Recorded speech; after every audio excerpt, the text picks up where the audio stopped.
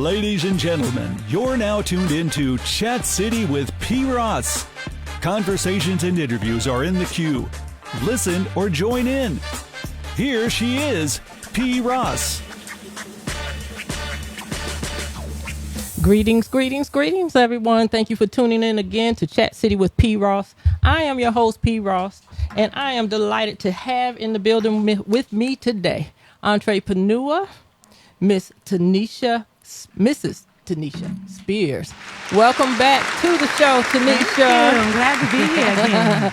And Tameka Douglas, our co-host, she will be in a little bit later. But right now, I want to say Mrs. Spears was invited to the show some time ago back in March. And we had a power outage right before we began. So we had a couple of glitches in everything in there, but we kind of made it through. I invited her back today because I didn't feel like she had a fair... we didn't give her a good show, you know? So thankfully she was able to come back today. And so what I would like you to know, first of all, she is a dear friend of mine, very good friend of mine. We've known each other for some time now. Right. And she's also the sister of our co-host, Miss Tameka Douglas.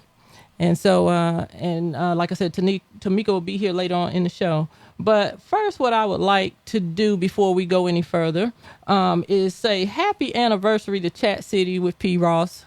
I have been on the air now on this show for exactly 1 year, a little over 1 year.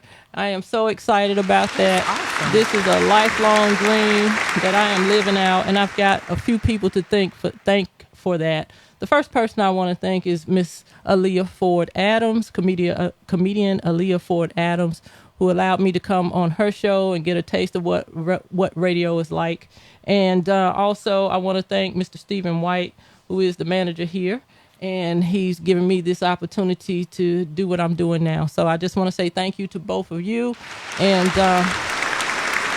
I have been certainly enjoying this and learning as I go along. And thank you for all of those that tune in each week to listen to us here. I hope to bring you more exciting talk shows in the future. Okay. And as you may have seen earlier, as we posted on Facebook and other social media outlets, that we are going to discuss a couple of things today. Our main topic is greed. I wanted to touch on greed today. We're also going to hit a little bit on networking, and we're also going to talk about gun violence, and that's a topic we have touched on several times before in the show, but I feel the need to discuss it again today. All right. Before we begin, again, as I mentioned before, I do have entrepreneur Mrs. Tanisha Spears here in the studio with us today. I've known Tanisha for a long time, and I have admired her work from just high school, just seeing how well she worked in high school, how smart she was then, and up into what she does now. And so I'm going to turn this part of the show over to her and let her introduce herself and what she does. Well, as you aforementioned, I'm Tanisha Spears, and I have, I guess, been in business doing entrepreneurial work for, 15 years maybe. Mm-hmm. I started out with doing group homes here in Raleigh, and we went from doing the group home to doing medical transportation, another company that we had, and then I went to school for cosmetology, so fashion has been a part of my life, all my life. While I was in college, I was doing the hair and things like that. So, of course, it was befitting that I opened a boutique. So I did that. And along with the boutique, I had a salon in the back, just different things, trying different things. And I still do the boutique business lightweight online. The actual shop in Raleigh is definitely online now. Before COVID, during COVID, things just, how it was. We were all stuck in the house and couldn't get out. So it was, and then social media is the platform nowadays. So selling, it actually is better online. And lastly, I currently own a home care agency here in Raleigh, North Carolina. Okay. So, that's my thing. That's what I love to do. Entrepreneur. Great things that you're doing. So tell us, Tanisha, when you got out of high school or right before you left high school, which was the great Pinecrest High School in Pinecrest, Southern of course, Pines, North of course. Carolina. We are classmates, so we got to give a shout out to 87. a class of 87. Yeah. All right. So while you were in school, I do believe you were taking in high school, business courses as well as cosmetology, from what I remember, because I believe that you and I both were maybe in one. I believe we had an English class together. I do believe we were in ROTC Yes. together, Reserve Officers Training Course. Right. So in high school, were you thinking about cosmetology? Well, yeah, because you took a cosmetology I was thinking about course. cosmetology. But what about the home care business that you were doing and the other things that you mentioned? Absolutely not. And home care was not part of what I was thinking in high school. I know I have a genuine heart to help people. I do, that's been forever. And so when COVID came, an opportunity came along with it to get out the house, per se. You know what I'm saying? Like, you know how they have the essential workers, y'all can get out. So actually, my sister was the one that told me about a company and blah, blah, blah. Long story short. So COVID kind of opened this business up for me because though I didn't have the mindset to do a home care agency, because that wasn't where my thought was, God had a different plan, if I could throw that in there. Because Absolutely. he put me in a place where the business opportunity came to me. I wasn't even qualified in most aspects to actually run that business. But he opened the door, made a way, I licensed that thing. And that's just part of I consider it a gift to be able to do the proper steps to open businesses and things like that. So it was a challenge because, again, it wasn't something I dreamt of doing in the future. So when it came and presented itself to me, I jumped right on it because I like a challenge and I like opening businesses. All right. And basically, you get to help people in home care, and that's the thing right there. Absolutely. Yeah, Yes, so- it is. And I know what it is to do, what it means to help people. I've had experience in that as well. Right. Now, tell us about your transportation business. How'd you get into that? That was something we were at the time. Of course, my husband is the grand entrepreneur man himself. So we were doing the group homes is what was happening. And an opportunity, promise you, an opportunity came with Wake County to start a transportation business because they couldn't handle the demand. So we just, again, it's not anything that we had planned, but God's plan was different. We had actually been talking to someone. She was like, well, y'all should go and apply for the transportation with Wake County and become their main vendor. We was like, it's far-fetched, but we did it and started out with 2 vehicles, P, and ended up with like 25. And we kept 30, at least 30 people employed during our tenure with Wake County. But that we went from the group home with therapeutic children into becoming the vendor for Wake County, taking people to the doctor's appointments, just things like that, and having to continue to hire bigger vehicles because they were giving us, agencies was wanting us to take their people to places. So that became a really big thing, that transportation company. And then from off of that, we decided we're in transportation, so why not add limos? Right, so then we went, why not? So then, and a bus, but we went and then we started doing limos, and that just worked because like they all came in they were in the same vein, transportation. So we did the transportation for Wake County. We're doing limos, and then here comes a bus. So it was a lot, and but it happened, and you just don't know what you're going to be faced to do in this world. So I just thank God for the opportunity and the challenges. They were all good experiences. COVID kind of took a turn on those things too, because nobody, groups weren't riding buses and people weren't in limousines. But we still have the limos, so things are picking up with that actually again. That's great. Yeah. Now, how were you and your husband able to manage all of that, handle the multiple businesses, and then come home did you go home to cook dinner and do homework and all that kind of thing? How did you guys manage and maintain? Well, we started kind of with the group homes before we had the kids, like before my 2 youngest were born. So they came in like 5 years after we were married. And actually, when I opened my boutique, my son was 6 months old. So that was a challenge. But at that time also, my husband was home in the evenings, and he would keep my son and my daughter most of the times when I'm at the boutique, or they were up there working with me. So that worked with the transportation company. My middle daughter, because I got one grown one, and one that's older than the middle daughter. During this the group home, she was 5. So she would come with us when we go there, and then basically kept the places staffed with employees that could run the business because it was challenging. My husband's a good cook. He cooked. I got to give it to him. The brother cooked a lot. Yeah, and that's kind of how we did it. It was teamwork that had to make that dream work. Trust me. Well, you deserve a house of applause, and your husband. It was a lot of work. And your children. Yes, thank God. Tell us a little bit more about your family, Tanisha. My family, my oldest daughter's Shantae. She lives in Dallas. No, she's in a part of Texas called Hazlet, Texas, near Dallas. And I'm married with 1 child. And then I have 19. No, she's 20. Jada is getting ready to be 21, and she's at North Carolina Central. Okay. And then LJ is my baby. He just turned 13. So yeah, so that's my little family. And then of course my sister, my brother, whatever. But that's my immediate family.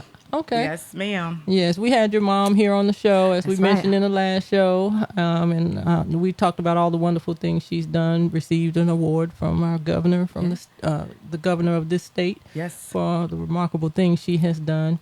And we talked about how apples don't fall too far from the trees. I mean, she very well respected woman in her area and beyond. And she's raised a beautiful family as well. Thank you, Pauline. Yes, ma'am. Yes, ma'am. If you're just tuning in, you're listening to Chat City with P. Ross. I am your host, P. Ross. I have in the building with me today, entrepreneur here in Wake County, Mrs. Tanisha Spears. We've got a couple of subjects we're going to tap on today, one being greed. That's going to be our main subject today. And one of the things that prompted me to want to discuss greed today. Well, I've just been seeing some things. I've been seeing some things I question, but I like to get the opinions of others as I'm forming my own opinions. And then I want to see, what is the right thing and what's not the right thing. But, you know what? I might just switch it up a little bit. Let's switch it up a little bit, Tanisha. We won't go right into greed right now. Okay. One of the other topics I wanted to discuss today was networking. And I believe you're very familiar with networking. In the past on social media, I've seen where you have taken your business out of this state, and I want to say down to Georgia at one time. Okay. And you had your husband with you, and you guys were just doing this thing. I believe you were at maybe some type of fashion or hair. It was a show. Women's, the Essence Women's something that they do every year, which is really big in Georgia. Yes, it was. It was really big, and it was really big for me because I did go out of state with the whole entire. Like I felt like I was taking my whole business. Ooh, that was a lot of work. I can imagine. It was a wonderful experience. I mean, I met celebrities. It was just great. And that's good networking because I still stay in touch. And that was years ago. I'm like, you remember that? I remember. I said I still stay in touch with people that I met there. Oh, good. So the networking part is imperative in a business, and you do have to step out of the box. You cannot stay sometimes in your circle. So yeah. So we know that networking is not just linking two computers together to perform a task, but it's the process of interacting with others to exchange information and to develop professional or social contact. Right. I've learned that with networking, there comes competence, credibility, clarity, and connectivity. Tanisha, you want to touch on some of those things? Well, connecting is my biggest part. It is for networking to me. Just being able to connect with like-minded people, that especially people, because see, we are not. We're not a one-man island. So you really need help. I don't care how good you are, how big your business is. You really need to be able to connect with people that are doing things like you, because it gives you an idea how you may be able to improve your business, or they may have some ideas on a bigger reach for your business. So that connectivity is in networking to me is one of the biggest pieces. What was the other one you mentioned? Competence. Yes, you want to be competent in any business. You want to learn about your business. You want to learn about your your the reach that you have. You want to know that you if you're selling to 17-year-olds, and you want to know what where to reach those 17-year-olds. So you have to be competent in your business. If your aim is to reach women 50 plus, then you really, TikTok is not where you really want to do it. So that's what I'm saying, So definitely be competent and know your audience. Okay, and I guess clarity can fall in there with that, and then credibility. Oh yeah, you want to be credible. You want your name is the only thing you have. You want your name to stay good. You want your product to be good. You want to and nowadays, unfortunately, you want to serve your people very quickly, because people don't want to wait anymore. Right. We want it like a microwave. So that's big, shipping and things like that. And just having product for your people, if that's the business that you're in, or whatever you're in. If you're selling yourself, if like in home care, you want to be the best person you can be to present to the people that you're helping with. And then if you have a product, you want your product to be good. You want your stuff to be credible. You want and keep your name good. Now, how do you go about finding the right group for what you're trying to do when you're trying to network?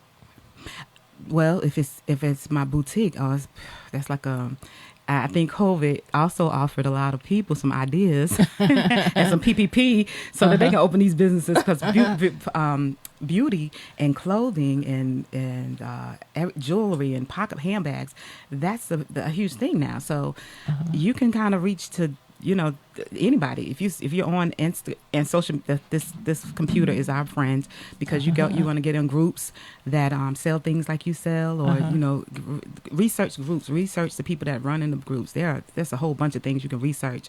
Even if you need a little more training in the field of whatever you're doing, you can Google it up. Google, like my mama said, Google it up. Google it up. And Google it and find out, what your niche is, and start from there. Connect with people that are doing the things that you're doing. And that's how I think it should start, and how I kind of started. Because like with home care, I'm like, I don't know. But I connected with people I knew that know. I love being with people that are smarter than me, and that there is no competition, and they're willing to help you up, and we do this thing together, because there is enough business to go around despite what you see. I could sell my jewelry and my clothing, and I do custom tees, everything, and somebody else down the street may be doing the same thing. But I'm not infuriated by that. That's okay. They can do what they do, and you can do what you do, and you still make your money. You just have to be, like you said, with the adjectives that you use, credible, consistent, whatever, and connect with your people. Yeah.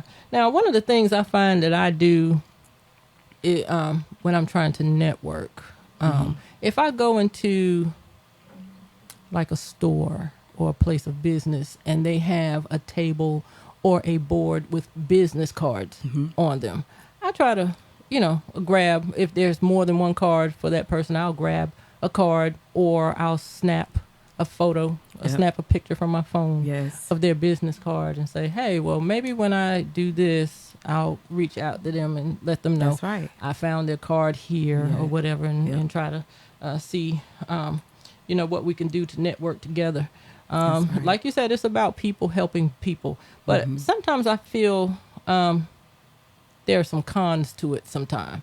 The pros, as you mentioned, but then there's the cons to it. Like, at what point do you, I guess, cut off the help if you do? I mean, like, say, for instance, if someone wants to know what you're doing, they're interested in doing it as well.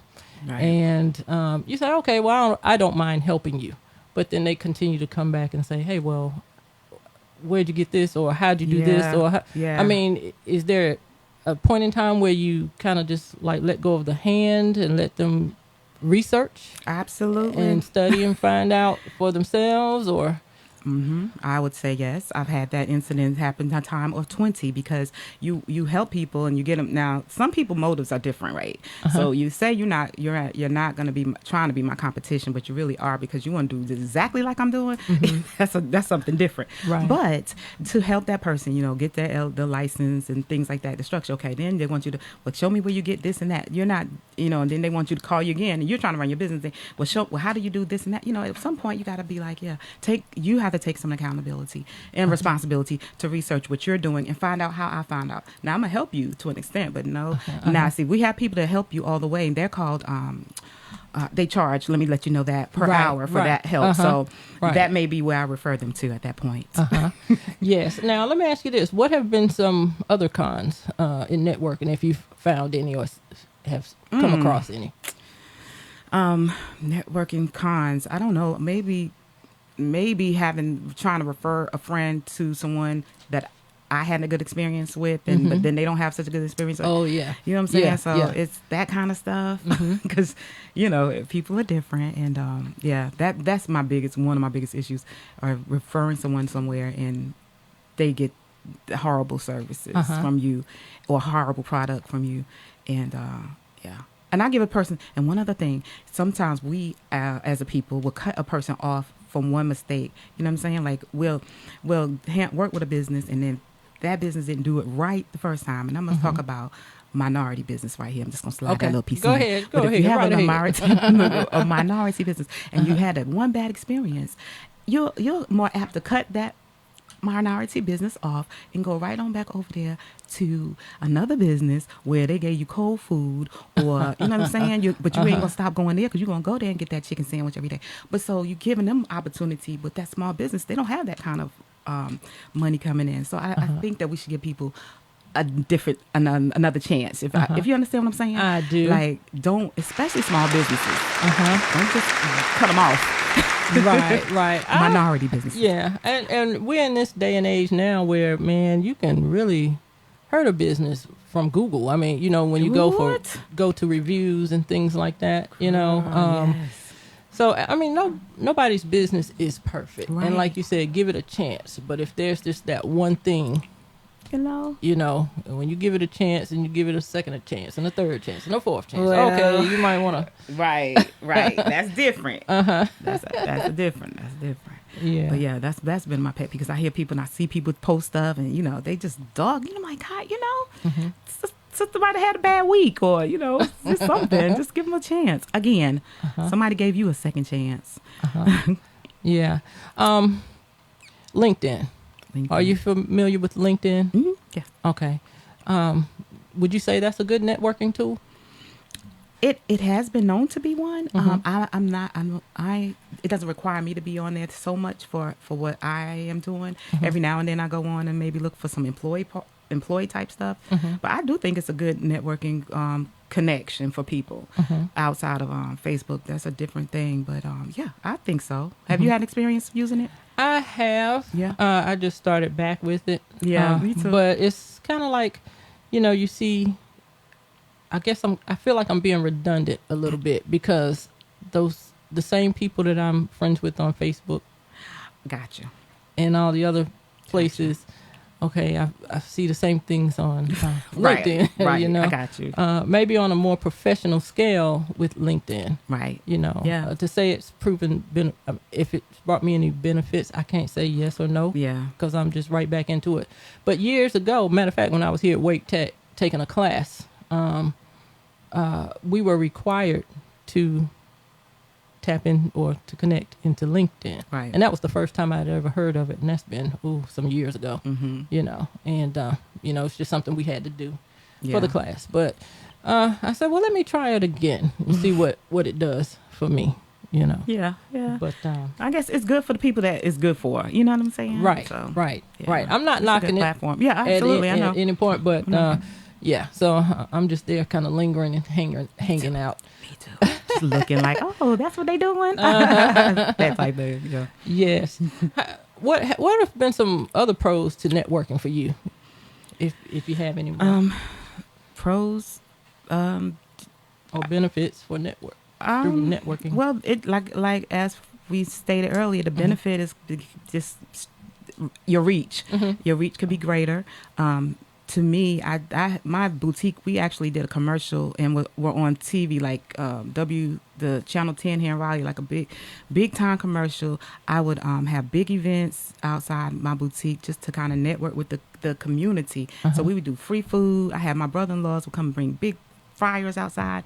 We had the radio station to come and do shows there and things like that, so that the community could kind of know what you got going on over there. Of course, you got free food.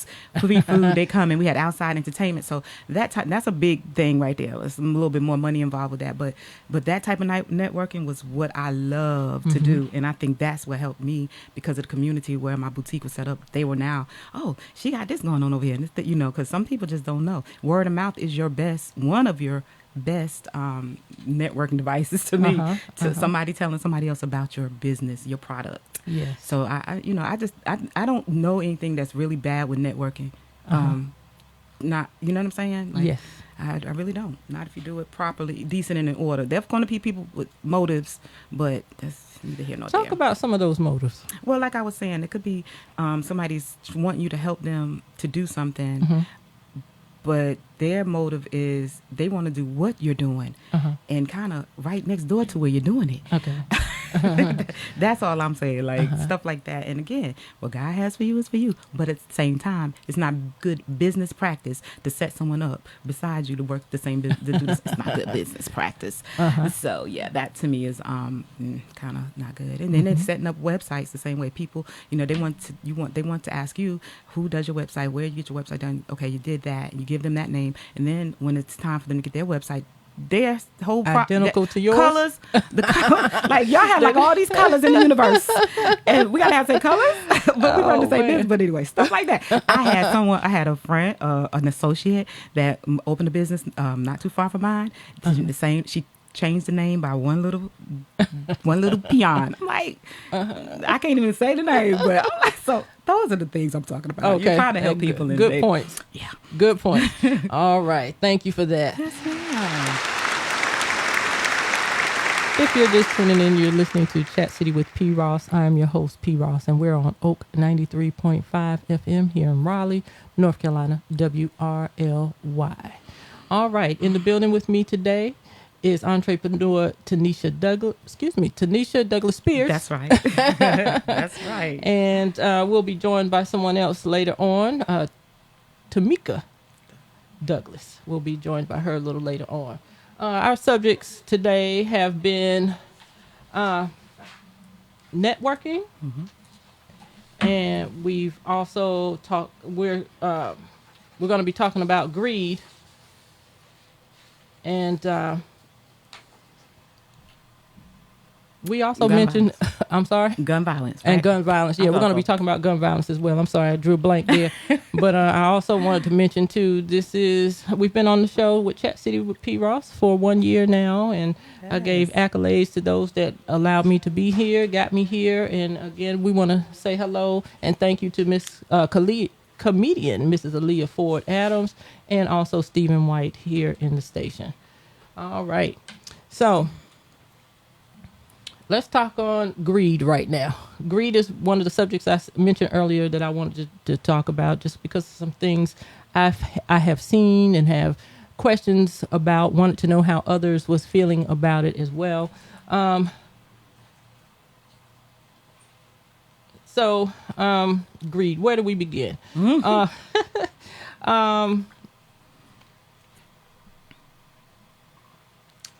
My first encounter with greed that I can remember takes me back to when I was young. And it was an association with food. Right. All right. So I remember I'm not going to call out the grades, because I think if I start talking, people are going to figure out who I'm talking about. But again, I just want to bring it, just want to discuss it. So my very first encounter that I remember is being in school, being very young, moving to North Carolina, being in elementary school, and it being snack time. And we had a break, I think a 10-minute break every day of the week, Monday through Friday. And I think back then snacks were like a quarter, and you had an option to buy ice cream or potato chips or something like that. But I remember ice cream in particular. And I had this one friend that would always want to eat out of my ice cream.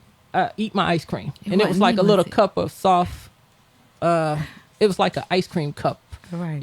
I always wanted, it was like every single day, And I'm like, wow, she's been kind of greedy, All right. So that's my first memory of greed. Right. Okay. And then I had this family member that used to come over. Okay, I'm in my teens now. Had this family member that used to come over, and this family member would just welcome themselves to our refrigerator. I mean, not don't ask, just go there, open up the refrigerator, get orange juice or whatever, and nearly drink it all. And then my mom would fuss at me about where did all the orange juice go or whatever. That's my second thought of greed. And then there was my mom that would fuss at me. You all eat up everything, meaning myself and my sister. You guys eat up everything. I could never have anything for myself. So I guess at that moment, I was being greedy. But in my adult life now, I've paid attention to just different people. Now I hadn't had this lately, but there was the times when you had the neighbor that wanted a cup of sugar. Excuse me. And then it went from sugar to the eggs. And then it went from the eggs to the cake mix, trying to get the cake mix, So, and that happened every so often. So, and now, in this age of, where we're always on the computer and we have all these accesses to getting cash quick, fast, and in a hurry. Cash App, Zelle, all the little cash ways we have of getting it electronically and things of that nature. I'm starting to see more of Cash App me this if it's my birthday, or Cash App me that if it's my anniversary, or is that being greedy? I mean, at what time? I don't remember before those things we saying, hey, it's my birthday, give me a present. Right. Right. I mean, it was kind of a given that you go to the party, you give a present if you can. Right. But now I see, and if I don't mean to hurt anybody's feelings, I'm not trying to do that. I'm just opening the floor for a discussion. All right. All right. So, what do you think about those things? Is that for Tanisha? Because we have Tanisha, Tameka who's into the building. Yes, Tanisha. As far as I agree. What's funny is while I was first of all, going back to that ice cream, I was like, it wasn't me asking for your ice cream, was it? That one, make sure y'all clear on that. No, man, it wasn't you. Me asking. Okay. Because I can't remember, girl. I might have been greedy back then. But I think the same. Probably, I was driving over here today, and in my mind, that hit me. Like, I said, you can't even tell people you don't have it no more, because they be like, cash at me. You know what I'm saying? Like, you used to be like, I don't have no cash. Cash at me. So, it's just the age that we're living in now. You know what I'm saying? That people, they have made it like that. I think it's a problem. I think, I don't think it's very tasteful for people to constantly post their birthdays and be like, cash app under there. But hey, I'm not going to judge them for that. I don't know. Maybe they got a need. But I do think that some people take advantage of that, because something you mentioned earlier, the eggs, you want the eggs, you want the milk, you want the sugar, you want me to bake the cake. So that's the problem. That to me is a little bit more of somebody maybe taking advantage, and it could be greed too. They're greedy, but they also are kind of taking advantage of a situation.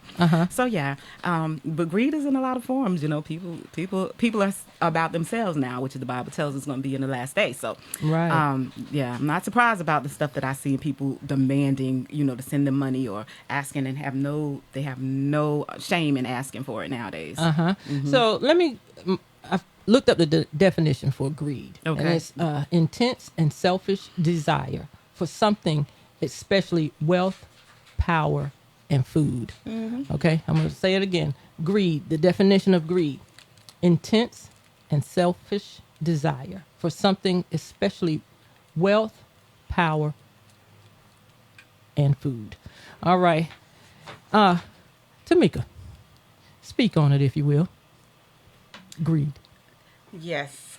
And it's something that can be very frustrating, and especially for me over the past, I guess, two years maybe, with having experience with doing more international travel and just mission stuff, and seeing how people live. So for me, it's been more attention intentionality in looking at things and acquiring things, and how we put more emphasis on so many things, and it can become a situation of greed and just wanting more than what you actually need. So it's something I think that we do have a problem with, in particular here in our culture or in the United States. When I go and see other people who are just as happy, just as content with not even a fraction of what we have access to, but yet they're still joyful, they're still happy. And so when I encounter people who have an abundance of things and they're still not happy, it's like that lets you know that greed and just obtaining all this stuff in the American dream does not bring about happiness. So it's certainly something that has really become more frustrating to me as I've seen the other side of it and how people live, and the things that we continue to keep wanting to acquire, and it's never enough. It can be disturbing. Yeah. There's a TV show. Well, there was a TV game show back in the day it was aired on Fox TV in 1999. It ran from 1999 to 2000. I'm sorry, I don't remember the name of it. But there is one that's called American Greed. Are you ladies familiar with that show? I've heard of it. I've seen it. Right, I've heard of it. I've seen the advertisement. Yeah, I've tried to watch it a few times and never got through a whole show, I don't believe. But it's filled with Ponzi schemes and embezzlements and white collar crimes, just a lot of things that people, it's like it's not enough. And a lot of times we see that, like you said, it's the wealthy that's being greedy sometimes. Because it's never enough. It's never enough. That's right. And just when you brought that up, think about the number of people, P. Ross, who are in prison today because of greed. Because they had access to something, and maybe they got away with it for 10 years, and then it caught up with them. And it's greed. The house wasn't big enough, so I need more. So they keep dipping in and dabbling in what they're thinking they're getting away with, and then ultimately it catches up with them. So there's a lot of people today whose lives have changed for the worse because of greed. It's interesting that you say that. Before I start to Tanisha, did you want to piggyback off of that, what she was saying? No, I was agreeing to what she was saying, and then at the same time I was thinking about the greed part for the power when you were mentioning that was the part, because that is a big thing too now. Everybody wants power. Everybody wants to be the GOAT, the one in control, and so that greed is a problem. We see that in a lot of areas of our lives. So I'm just agreeing with what Tameka was saying, and adding the fact that power and wanting to be, not just wanting more, but wanting you to be seen as a bigger person, or you want the power to control, and people will step on people next to get that power in some cases, and that's greed. It reminds me of a house that we bought. I'm not going to say too much about the area, but it was a nice neighborhood. But the houses wasn't that expensive. The houses were nice, but not that expensive. And as we got to know the neighborhood, walked around the neighborhood or whatever, we noticed that there were a few homes that weren't completed. And then there was the nice neighbor who had been there for many years. He gave me the breakdown on why the homes weren't completed. And he said there were a group of people that got together, built that neighborhood, created that neighborhood. And these were business owners. They got greedy and they started doing things that involved a lot of crime. And they got busted. And that's why the projects stopped, on building the rest of the homes in that area and stuff like that. So I was like, wow. Really? And he was like saying he just couldn't believe that, with the caliber of people that had got together and started this neighborhood, it was shocking and surprising that they would end up in prison after all of that. And they just pretty much, I guess, lost a lot of things and everything behind those type of things. Yeah. If you're just tuning in, you're listening to Chat City with P. Ross. I am your host, P. Ross. I have in the building with me today co-host Tameka Douglas and her beautiful sister, she's beautiful too, her beautiful sister, entrepreneur, Tanisha Spears. We're discussing greed at this moment. And let's talk about greed and history. When I was, again, I try to research everything I do. I came across the Spanish conquest of the Incas, where the conquistadors were so greedy for gold that they destroyed the Inca Empire and took it for themselves. You know, I mean, people just want what you got sometimes. Now, what about the person that is wealthy and can't afford the 10 houses and the 10 cars, you know, but they know when to, I guess sometimes we can mistake people for being greedy too, you know, when they can afford to do those things and they do it just for personal satisfaction, you know, and don't go overboard with it. I mean, they got their reasons for having their car collections or whatever. I guess we got to kind of be careful in looking at that as greed as well. Do you think so, or what you think?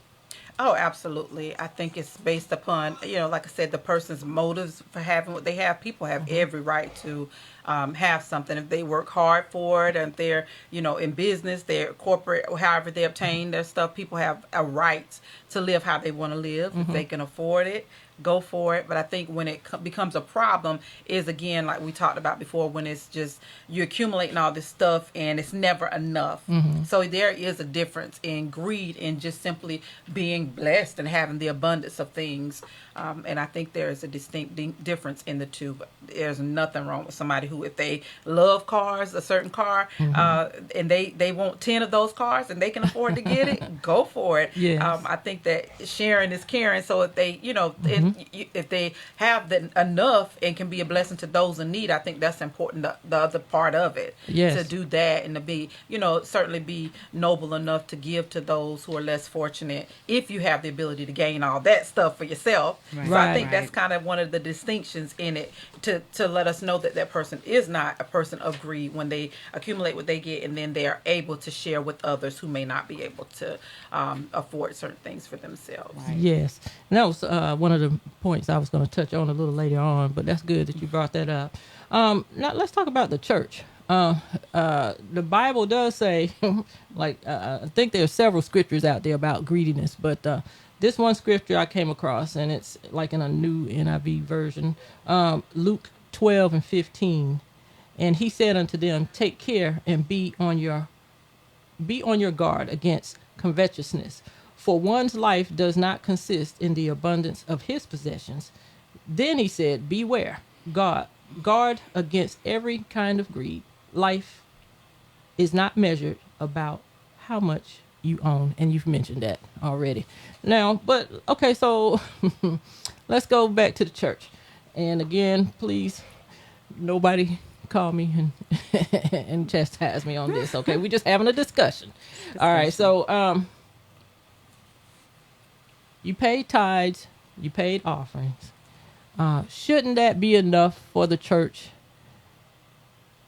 and no extra offerings such as building funds and things of that nature? I must say my little piece, son. I'm okay, gonna get out ahead. of this. I don't even know who you go direct that to, but let me go give my little. You tithe your 10% and you give offerings, right? So if it's offerings and you have a building fund, then that's offering you're giving, right? Part of the building fund. So if your church has a need, you know your church needs to add something to that building to enhance the kingdom of God, to bring in more people, then we can't knock that. You know what I'm saying? And if you don't have it to give, then you just smile and keep it moving. But we have people, God blesses his people, right? So you have people that are generous and are blessed. Yes, you give your tithes and your offering, but you can exceed that offering by giving more to your church because you're blessed, and we know that God is going to continue to bless you because you weren't tithing. So I don't knock that. Okay. Now, there are some other issues that, you know, until you open that door, then that. But that's how I see it. What do you say? What say you? The same. And there is, again, I think sometimes we can kind of really get out there when it comes to just being greedy with obtaining offerings and things like that in the church. But I will say that there are other things. There's home and farm missions. There's building fund. There are scholarships and different other areas within the church that, in addition to your tithe and offering, I believe that is appropriate, because just like that scripture says, that Scripture also says, given it shall be given unto you. do. Good measure, pressed down, shaken together, and running over shall men give unto your bosom. And that scripture applies to being a giver. So when those other needs arise in the church, the building fund needs, if a church is trying to build or add on to what they have, enhance the building, things of that nature. So it's appropriate. But again, I know that there's been a history of some people going above and beyond when asking for all this extra, and you've already tithed, you give your offering, and you want another one. Yeah, and then especially if you're doing your building fund offering or you're doing your mission offering and you don't see that work actually taking place, and then it looks like, where it could be a bit of greed involved there, right? But that's why you, as the believer or the saint, you have a responsibility. Stay connected. Find out where that money is going, because we don't want people to be turned away from going to church because the church is raising an offering, but you don't want to be in the wrong church if you feel like he's being greed or there's greed. So you pay attention, you pray, and you see where your money is going, and then God will lead you. Now you said the magic words there. You pay attention to where you are. Because, and I've said it many times before, I've worked in the bank, and I was the teller that did the deposits, and then I worked on the financial side of several churches, and I could see there have been situations where the church was overspending. And they were still asking for more and more and more. And I'm like, why? Why did we buy this if we can't afford that? You know what I'm saying? Okay, ATMs in the church. Ooh. I haven't. I know they have them. We don't. No, we have don't. one. And, I think I don't think it's a horrible thing to have. Again, it goes back to motives. If it's there as a convenience measure for the people of God or people who are attending church, so that they can access cash. But if it's there because you want to be, you want that money. So I think it goes back to motives and motivation. That's right. Of why. But just like in our building, we have one at work. So if the church needs one, but for the right reasons, I think it's okay. They take credit cards at church now too. So somebody will stand there with a credit card machine, because again, we're in that age. So I get it. Right. Okay. Now, what if one doesn't know that they're greedy? Okay, we're gonna help you today. Help us. Help me, Tameka and Tanisha, if you will. Answer this question for our listeners who are not sure if they're greedy or not. And we may fall into that category. We might. So here we go. You might be greedy if, fill in the blank. We're talking about church stuff? Anybody. Okay. Anybody. How do we help somebody find out if they're greedy or not? If you can never get enough of something, you know what I'm saying? Like, you never, ever, ever are satisfied, and you just constantly gotta have it. But you really don't need it, because you're not playing it forward or doing anything else with it. It's all for yourself. So that's, to me, it's part of it. Maybe that person is always looking for that discount. Yes. Well, I mean, discounts are good, but when you with your friends, hey, can you, all the time, yes, and free stuff, yes, it's good to get free stuff. It's good to give away things for free, but all the time, that one person all the time, yes. And we've got some friends out there, some that try to swindle you sometime out of getting something, and I feel like that's a form of greed. There different types of greed. So there's hoarding, overspending, and comparison. When I researched those things. All right. Some things that may remedy greed were already mentioned. And here's some that's on my list. Become a giver. That was mentioned earlier. That's good. Pay it forward to those who been generous to you. Right. Give to those who have not helped you. Give it to them without a grudge. Right.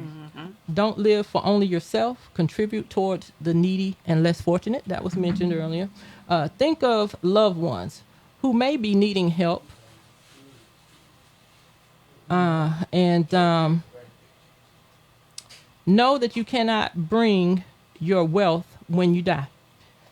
Don't hoard earthly possessions. That's right. Can't take it with you. I believe Tanisha mentioned this. You are blessed, so be a blessing. You could be the answer to someone's prayer.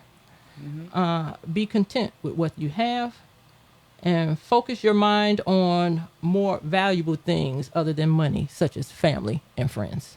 right. So we hope that those things will help if you are someone who is a bit greedy And didn't know it. and didn't know it.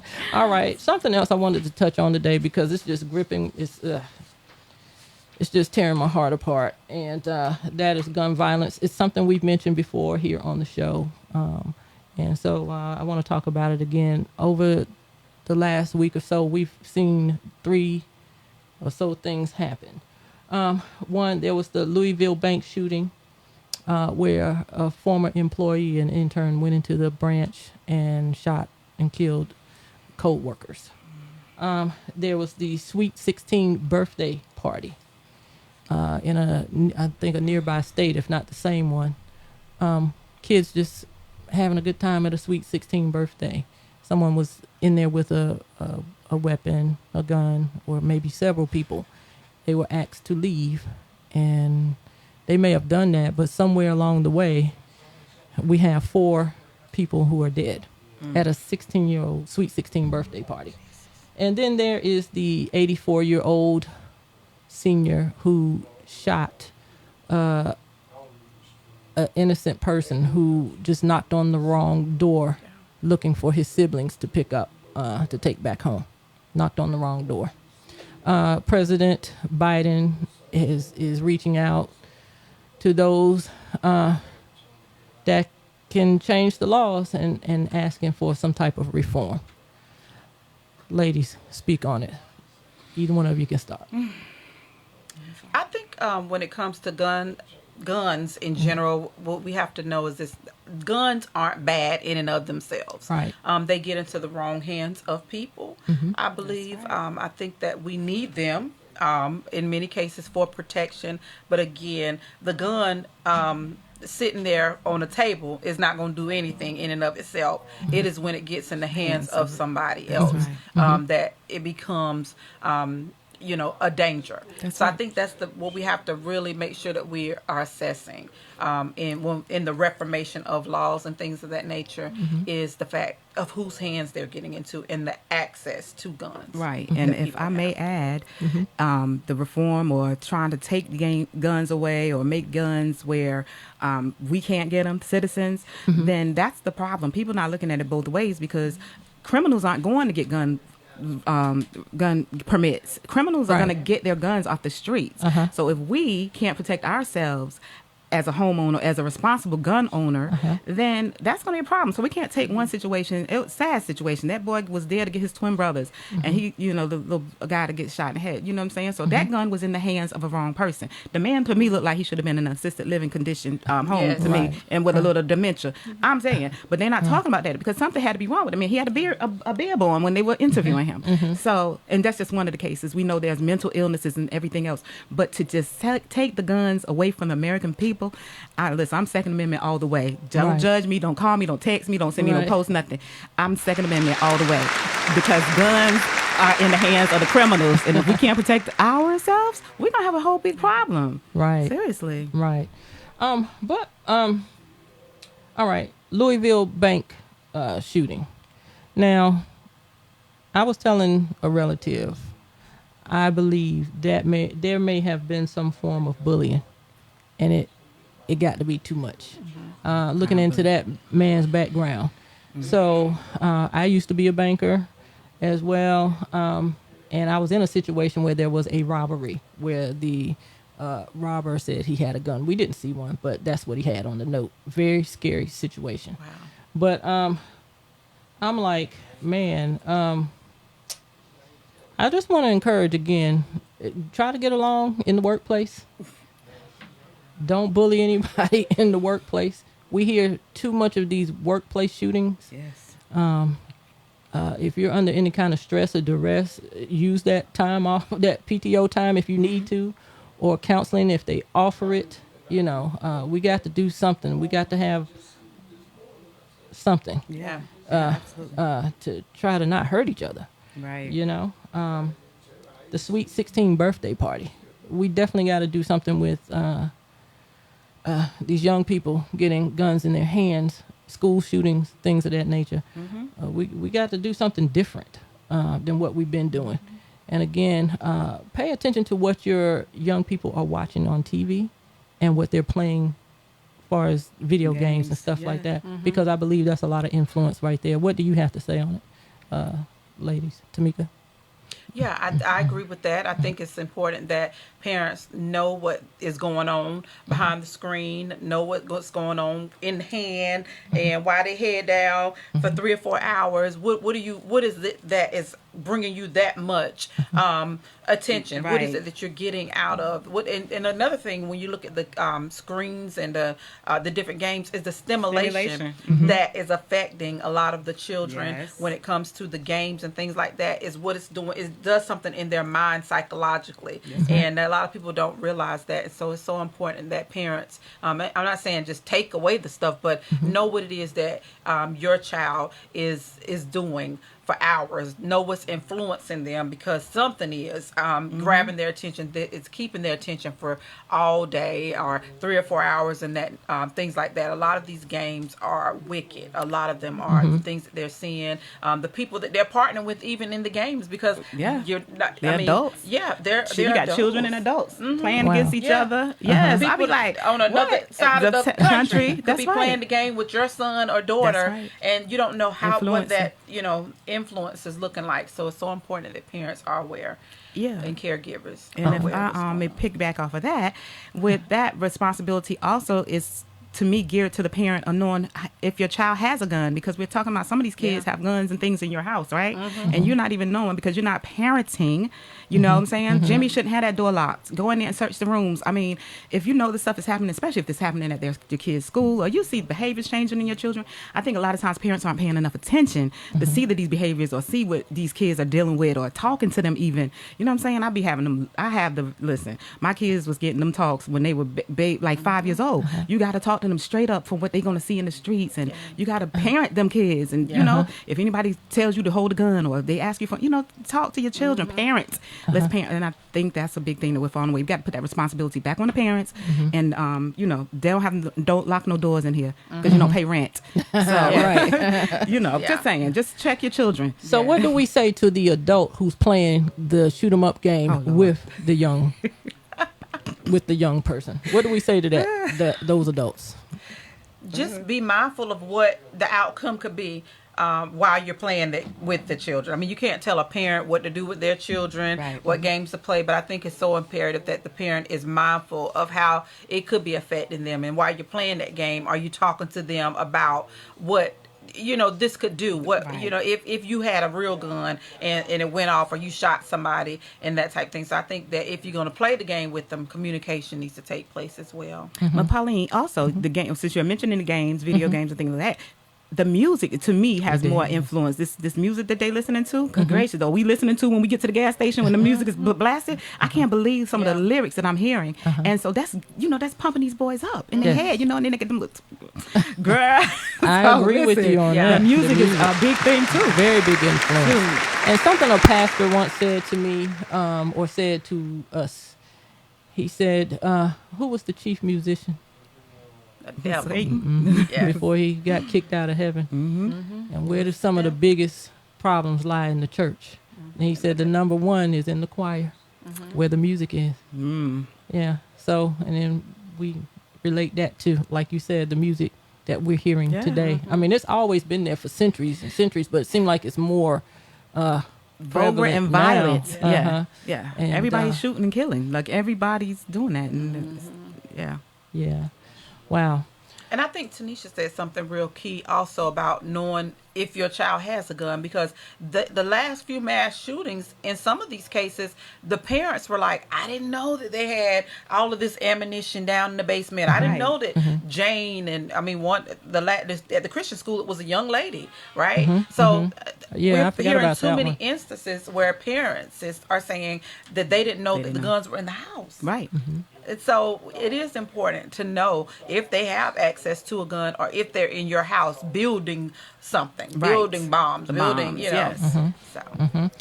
We are at the end of our show. We're at the top of the hour. I want to thank Tameka Douglas, our co-host, for coming in and doing what she always do. I'm always grateful to have her here.